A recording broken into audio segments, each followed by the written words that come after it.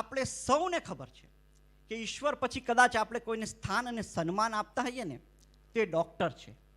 અને તેથી જ ગર્વ સાથે આ જ સંસ્થાના સપૂત અને ISO અને નાપ દ્વારા સર્ટિફાઈડ પડવાલ વુમેન્સની સ્થાપના કરી 120 સેન્ટીમીટરની ઊંચાઈ ધરાવતી બહેનની પણ સફળ પ્રસૂતિ કરે.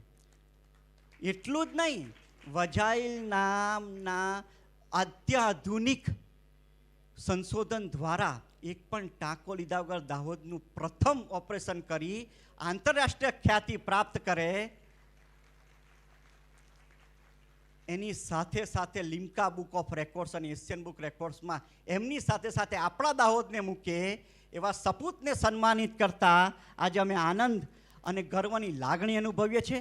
તેઓને એવોર્ડ અને સન્માન દ્વારા સન્માનિત કરવા માટે હું આ સંસ્થાના પ્રમુખ ટ્રસ્ટી અને સૂત્રધાર શ્રી સુરેશભાઈ શેઠ સાહેબને નમ્ર વિનંતી કરું છું.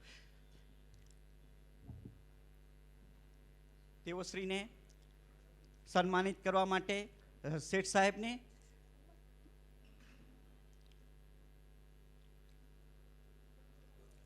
તેઓને બુકે, એવોર્ડ અને શાલ દ્વારા સન્માનિત કરી રહ્યા છે.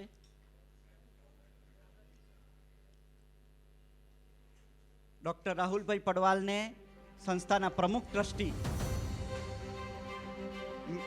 માનદ મંત્રી અને કાર્યવાહક પ્રમુખ સન્માનિત કરી રહ્યા છે. મિત્રો, આ એમનું નહીં, દાહોદના પ્રત્યેક વ્યક્તિના આત્મસન્માનનું સન્માન છે. આવો આપણે સૌ સાથે મળી તાલીઓના ગળગળાટથી તેમને વધાવી લઈએ. અને શિક્ષક મિત્રો આપણામાંના જ એક છે, તેથી આપણા તો હૃદયની ભાવનાઓ ઉમટવી જ જોઈએ.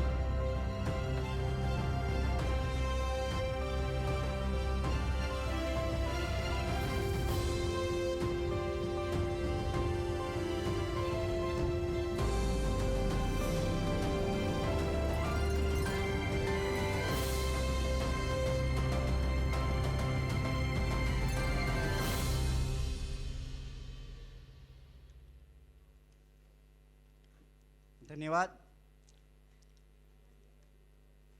આપણે પરંપરાના ભાગરૂપે પણ આપણા એવોર્ડી સર્વપ્રથમ રાહુલભાઈ ડૉક્ટરને વિનંતી કરું કે તેઓ તેમના પ્રતિભાવને આપણી સમક્ષ પ્રદર્શિત કરે. શ્રી રાહુલભાઈ.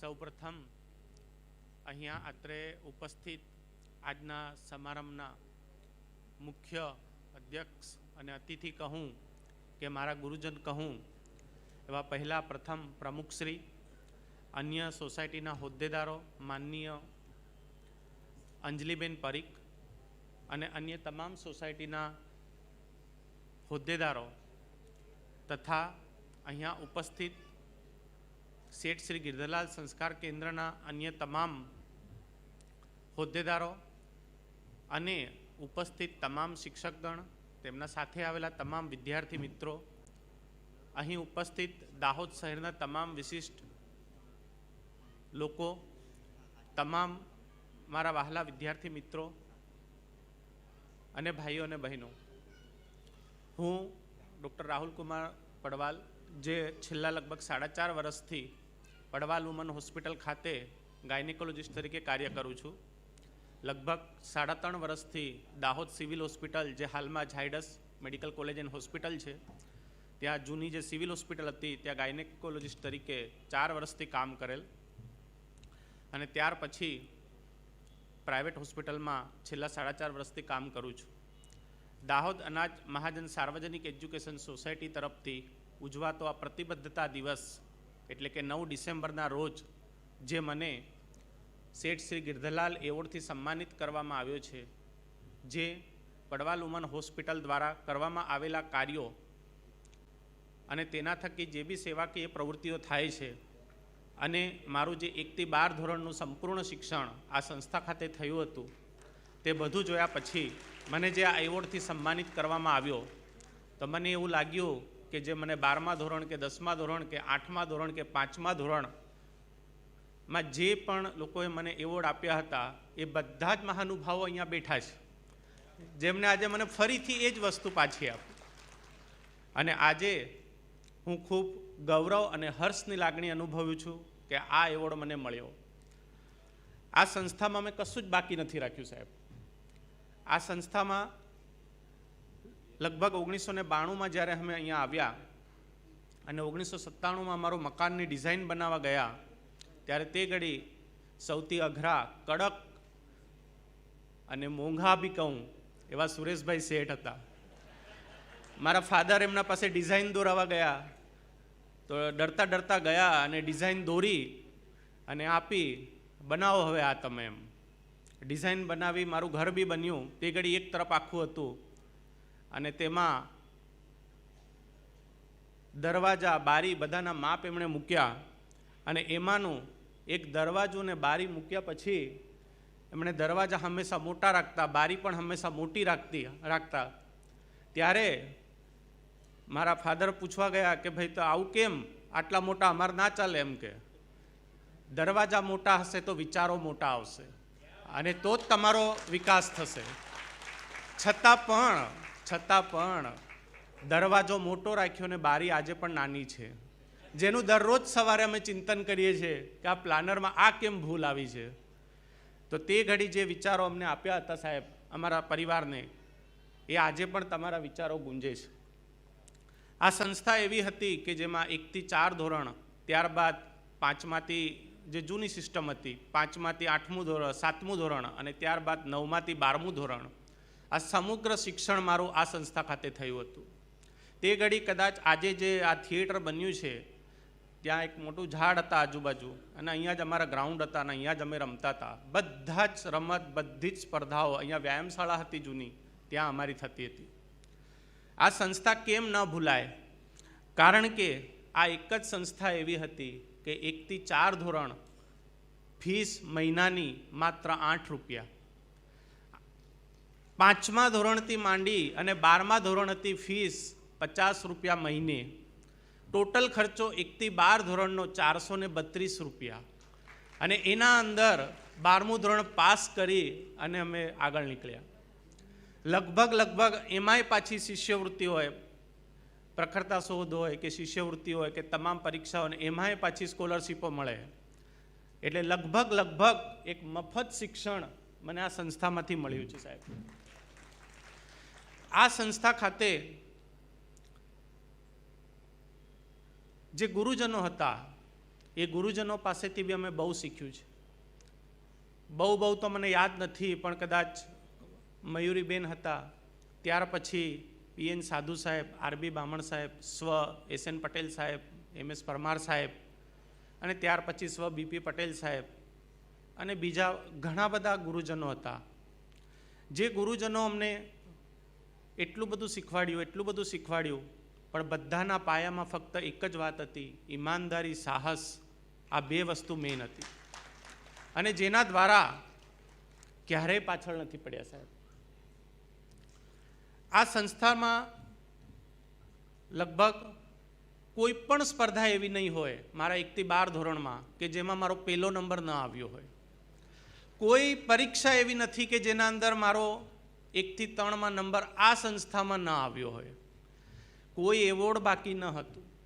છેલ્લે એક એવોર્ડ બાકી હતું, આ શેઠ શ્રી ગિરધરલાલ એવોર્ડ, કે જે આગળ કદાચ કર્મનિષ્ઠ એવોર્ડ કે નિષ્ઠા એવોર્ડ કે એના નામે અપાતા હતા. હાલમાં કદાચ નામ ચેન્જ થયું હશે.